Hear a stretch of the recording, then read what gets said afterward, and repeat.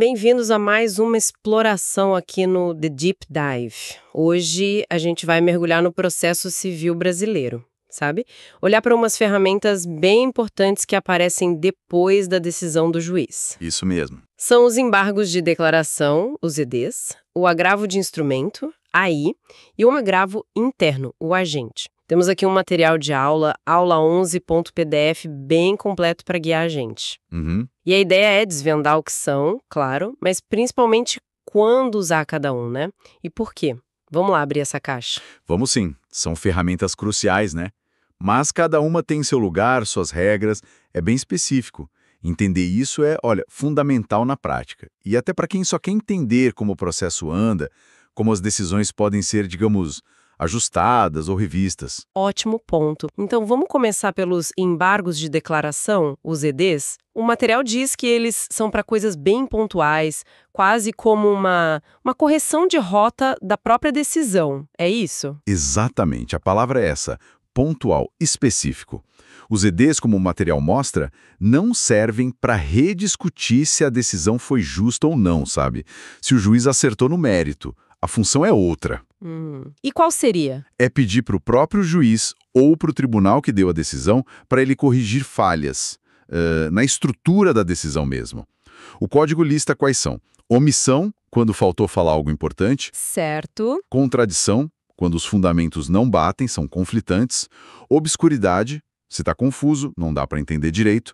Ou erro material, tipo erro de digitação, de cálculo, uma coisa objetiva. Ah, entendi. Por isso que se fala que é um recurso de fundamentação vinculada. Só cabe aí, nessas hipóteses que a lei diz. Não dá para inventar motivo.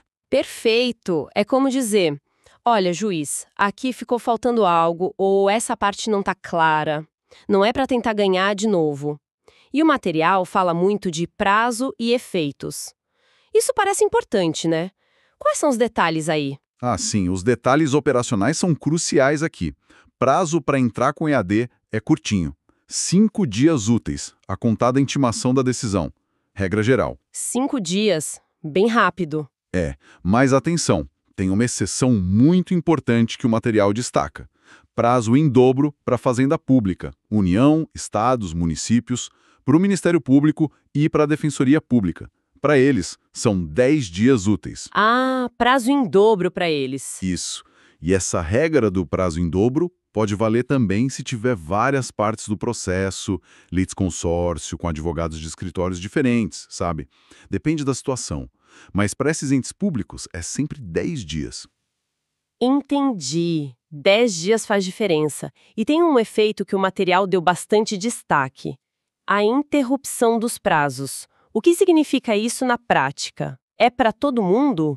Esse é um efeito poderoso, talvez o mais estratégico dos EDs. Quando uma parte entra com embargo de declaração, o prazo para entrar com qualquer outro recurso, apelação, recurso especial, o que for, ele para de contar. É interrompido. Para todo mundo no processo? Para todo mundo. E não é que ele só suspende, ele interrompe mesmo. Quer dizer que, depois que os EDs forem julgados, o prazo para esses outros recursos começa a contar do zero, de novo, inteiro. Nossa, isso dá um fôlego, hein? Para analisar a decisão dos EDs e pensar no próximo passo. Exatamente. Dá tempo para pensar. E outro detalhe prático bom de saber: para entrar com ED, não precisa pagar custas, o tal do preparo. É um recurso, digamos, gratuito nesse ponto. Ah, isso ajuda também. Bom, você falou que ED não é para mudar o mérito, mas o material menciona efeito modificativo ou infringente. Ué, como assim? Pode mudar o resultado final? Pode, mas é exceção. Não é a regra. O efeito modificativo acontece quando a correção do vício apontado no ED acaba como consequência lógica alterando o resultado prático da decisão. Pode dar um exemplo? Claro, o material até cita um. Imagina que a sentença condenou alguém a pagar R$18.000, baseado num cálculo. Só que tinha um erro material óbvio nesse cálculo e o valor certo seria R$15.000. O juiz vai ter que mudar o valor da condenação para 15 mil. E isso é um efeito modificativo. A mudança veio da correção do erro, não de uma nova análise. Entendi. Faz sentido. E nesses casos, quando o juiz percebe que os EDs podem levar a essa mudança, a lei manda ele ouvir a outra parte antes de decidir, para garantir o contraditório, né? dar chance para o outro lado falar sobre essa possível mudança. Certo, justo. E tem uma outra função dos EDs que o material explora que parece bem estratégica. O tal do pré-questionamento. Que nome é esse e para que serve? É um nome técnico, mas a ideia é simples e fundamental para quem pensa em recorrer para Brasília, para o STJ ou STF. Para esses tribunais superiores analisarem uma questão, um ponto específico do direito, é preciso que esse ponto já tenha sido discutido e decidido lá no tribunal de origem, no TJ ou TRF. Tem que ter sido pré-questionado. Se o acórdão do tribunal local ignorou uma lei, um artigo, uma tese que a parte acha importante e que devia ter sido considerada, os EDs são a ferramenta para você cutucar o tribunal. Olha, você não falou sobre o artigo X aqui, que é chave. Por favor, se manifeste. Ah, então é para garantir que o assunto foi tratado, para poder levar para cima depois. Exatamente. É como preparar o campo para o recurso especial ou extraordinário. Sem pré-questionamento, o recurso nem sobe na maioria das vezes. Entendi, uma etapa necessária. Mas essa tática tem algum risco? O material alerta sobre EDs manifestamente protelatórios. Tem risco, sim. Usar ED só para ganhar tempo, quando não tem vício nenhum de verdade, é malandragem processual, litigância de má-fé, e aí pode vir multa. Multa? Pesado. Sim, o material fala em até 2% do valor atualizado da causa. E se a parte for teimosa e repetir a dose, apresentar outros EDs protelatórios, a multa na reincidência pode pular para até 10% do valor da causa. Nossa! E tem pior, o material alerta para uma consequência drástica. Se 2 embargos da mesma parte já foram vistos como protelatórios, ela fica proibida de apresentar novos EDs naquele processo. Acabou. Caramba! E, geralmente, para poder apresentar outros recursos depois, a parte tem que depositar o valor dessa multa antes. Tem exceção para a fazenda pública e para quem tem justiça gratuita, que podem pagar só no final. Mas a regra geral é pagar para recorrer. Então, é uma ferramenta útil, mas tem que usar com responsabilidade, né? Para não se complicar. Exato. Antes de mudar de recurso, tem um ponto interessante no material sobre fungibilidade. ED contra a decisão de um juiz só no tribunal pode virar agravo interno. Como é isso? Ah, sim, tá lá no 1024, parágrafo 3º do CPC, é o princípio da fungibilidade. Se alguém entra com ED contra uma decisão monocrática de um desembargador ou ministro só, mas o conteúdo do ED, na verdade, está querendo rediscutir o mérito daquela decisão. O que seria a função do agravo interno? Isso.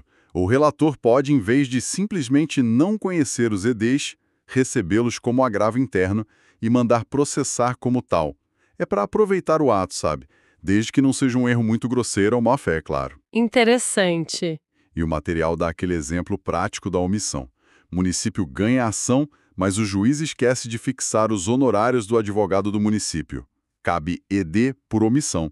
E como é município, fazenda pública, o prazo é de 10 dias úteis. Perfeito.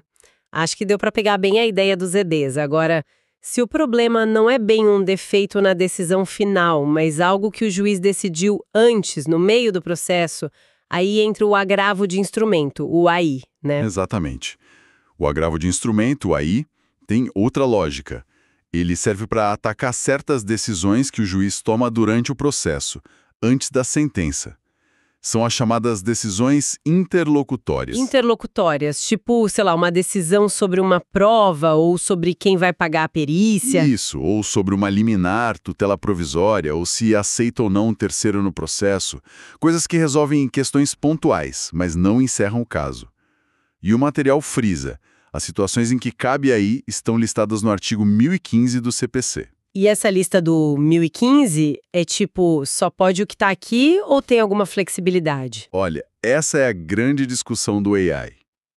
A ideia original do código de 2015 era que essa lista fosse taxativa, fechada mesmo. Só caberia AI para o que estivesse escrito ali. Tutela provisória, mérito parcial, rejeição de arbitragem, incidente de desconsideração, rejeição de gratuidade, exibição de documento, exclusão de litisconsórcio, admissão de terceiro, rejeição de limitação de litisconsórcio e redistribuição do ônus da prova. Ponto. Só isso. E o resto das decisões do juiz no meio do caminho? O resto, a ideia era, você espera a sentença final e, se perder, discute tudo lá na apelação. inclusive aquela decisão interlocutória que você não gostou e não estava na lista do 1015. Entendi a lógica inicial. Mas você falou era. Mudou alguma coisa? Mudou. Veio o Superior Tribunal de Justiça, o STJ, e deu uma, digamos, relativizada nisso. Num julgamento super importante, o tema 988, eles criaram a tese da taxatividade mitigada. Mitigada. O que isso quer dizer na prática? Que a lista não é tão fechada assim.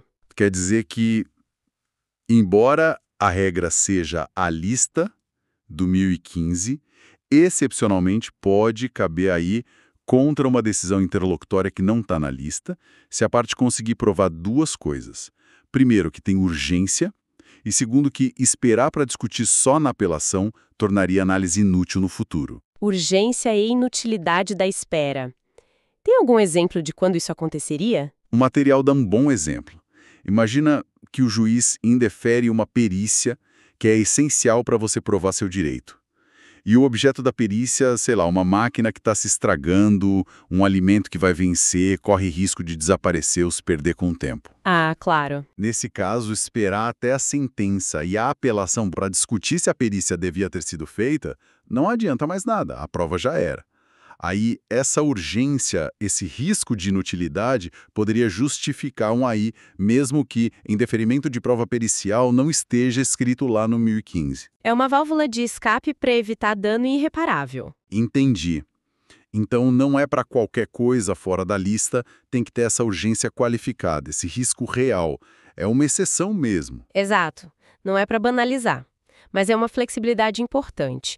E tem outra situação que o material destaca, onde o AI cabe de forma bem mais ampla, né? Sim, o parágrafo único do 1015 fala sobre umas fases específicas. Isso. O parágrafo único diz que, nas fases de liquidação de sentença, cumprimento de sentença, no processo de execução e no processo de inventário, nessas fases, todas as decisões interlocutórias podem ser atacadas por agravo de instrumento. Aí não tem a limitação da lista do caput. Ah, bom saber. Nessas fases, qualquer decisão interlocutória cabe aí. Por quê? A lógica é que nesses procedimentos, muitas vezes não vai ter uma sentença final clássica, apelável. Ou as decisões tomadas ali são tão importantes que precisam de um controle imediato pelo tribunal. Então, para essas fases, a lei abriu mais a porta para o AI. Faz todo sentido.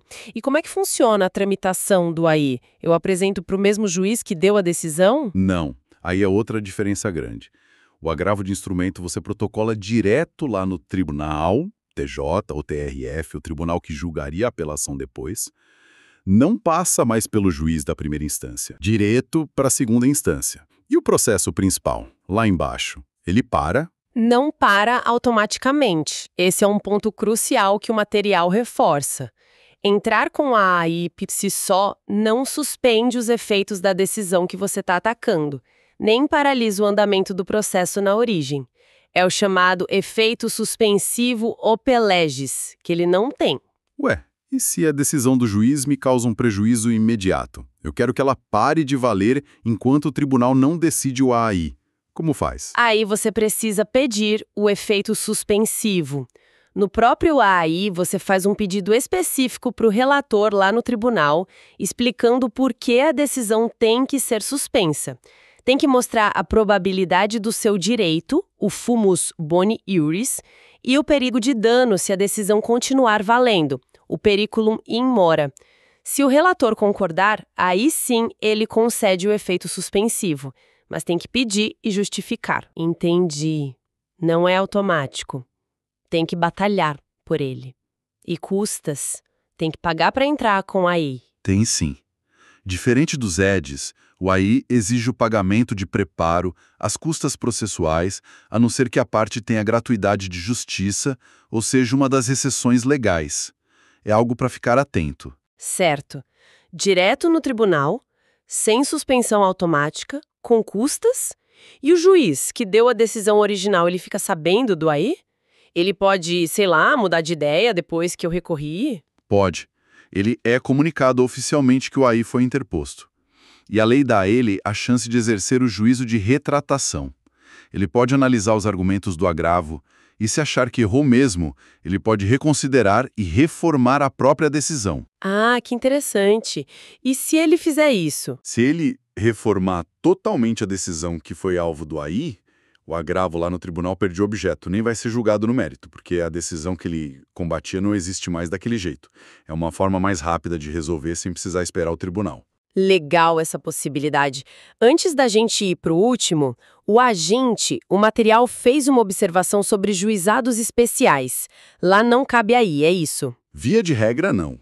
Nos juizados especiais cíveis, aqueles de causa de menor valor, a lei optou por um sistema mais simples, mais oral, e a regra geral é a irrecorribilidade imediata das decisões interlocutórias. Não cabe aí para a maioria das coisas. E como a pessoa faz, então, se discorda de uma decisão no meio do caminho, no juizado? Ela tem que esperar a sentença final.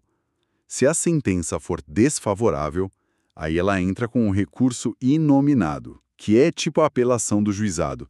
E nesse recurso ela pode discutir tudo, inclusive aquelas decisões interlocutórias lá de trás. Entendi. Sistema diferente mesmo. O material só menciona uma discussão sobre AI nos juizados da Fazenda Pública, né? Mas parece algo mais específico. Existe uma lei específica para os juizados da Fazenda que parece permitir AI em alguns casos de tutela provisória. Mas é um ponto bem debatido e controverso. A regra geral dos juizados cíveis comuns é sem AI para interlocutória. Ok, bem claro. Agora sim, o último da lista. Agravo interno, o aginte. Artigo 1021 do CPC. O nome interno já diz tudo. É um recurso que só rola dentro do tribunal. Exatamente isso. O agravo interno é um recurso que só existe e só funciona dentro dos tribunais. TJ, TRF, STJ, STF. Ele não serve para atacar decisão de juiz de primeira instância. E para que ele serve, então? Qual decisão ele ataca lá dentro? Ele serve especificamente para contestar uma decisão tomada por um único magistrado do tribunal. É a chamada decisão monocrática. Geralmente, quem dá essas decisões é o relator do caso no tribunal. O desembargador ou o ministro que está cuidando do meu recurso lá. Isso. Mas pode ser também, em algumas situações, uma decisão do presidente ou do vice-presidente do tribunal. Por exemplo, quando eles analisam se um recurso especial ou extraordinário pode subir ou não. Ah, entendi. Então, se esse juiz sozinho lá no tribunal decide algo contra mim, tipo, nega seguimento ao meu recurso principal ou julga ele improcedente sozinho, eu posso usar o agente para quê? Para pedir para os outros juízes darem olhada? Exatamente. A função do agente é essa: pegar essa decisão individual, monocrática, e levar para ser reanalisada pelo grupo de juízes que compõe aquele órgão no tribunal, a turma, a câmara, a sessão. É pedir um controle do colegiado sobre a decisão do relator ou presidente vice.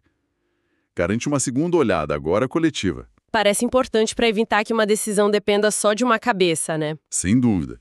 É um instrumento de controle interno e de uniformização da jurisprudência dentro do próprio tribunal. O prazo para entrar com a AGINT é de 15 dias úteis, e a outra parte também tem 15 dias para apresentar respostas contra razões. 15 dias igual apelação e outros recursos. E para fazer esse agente, tem alguma exigência especial? Basta eu repetir o que eu já tinha dito no recurso que foi negado? Não, de jeito nenhum. O material destaca isso bem. O agente tem que ter dialeticidade. O que é isso? Você tem que atacar especificamente os fundamentos que o relator usou na decisão monocrática dele. Ah, não adianta só copiar e colar o recurso anterior. Não mesmo. Tem que mostrar ponto por ponto por que é aquela decisão monocrática está errada. Quais argumentos o relator usou e por que eles não se sustentam. Tem que dialogar com a decisão agravada. Senão, o agente nem é conhecido. E ele é dirigido ao próprio relator que deu a decisão. Entendi. Tem que fazer o dever de casa e rebater os argumentos dele. E esse relator, ele pode mudar de ideia? Como no AI, tem retratação? Tem sim. Existe o juízo de retratação ou efeito regressivo. Antes de levar o agente para o julgamento dos colegas, o relator que deu a decisão monocrática pode pensar melhor e reconsiderar. Se ele se retratar, ótimo. Se ele mantiver a decisão dele, aí sim o agente vai para a pauta para ser julgado pelo órgão colegiado. E tem um detalhe que o material fala sobre a fundamentação se ele não se retratar, né? Isso no parágrafo 3º do 1021. Se o relator decide manter a decisão e levar para o colegiado para votar contra o agente, ele não pode só reafirmar o que já disse. Ele tem que acrescentar fundamentos, enfrentando os argumentos que vieram no agravo interno. É para forçar uma análise mais cuidadosa. Legal isso. E o fantasma da multa, aquele que a gente viu nos EDs protelatórios, ele aparece aqui no agente também? Aparece e com força. O parágrafo 4º do 1021 diz que, se o órgão colegiado por votação unânime considerar o agravo interno manifestamente inadmissível ou improcedente... Unânime. Todo mundo tem que concordar. Todo mundo do colegiado que votou. Se for unânime, nesse sentido, eles podem condenar quem entrou com o agente a pagar multa para outra parte. A multa varia de 1% a 5% do valor atualizado da causa. Uma paulada também. Pois é. E, de novo, como nos EDs, o parágrafo 5º diz que o depósito dessa multa pode ser exigido para poder entrar com qualquer outro recurso depois, com as mesmas exceções para fazenda pública e justiça gratuita. É um desestímulo claro ao uso abusivo do agente. Entendi. Usar, mas com responsabilidade. E custas pra gente? Paga ou não paga? Aí o material diz que depende. Cada tribunal tem seu regimento interno e alguns exigem o pagamento de preparo pro agente, outros não. Tem que consultar o regimento do tribunal específico. Ok, então tem que checar caso a caso. Bom, acho que passamos pelos 3. Ufa, bastante detalhe. Pra gente tentar amarrar as pontas agora, se fôssemos resumir a função de cada um bem rapidinho, como ficaria? Para fixar a ideia. Boa, vamos lá. De forma bem direta. Manda. Embargos de declaração, ED.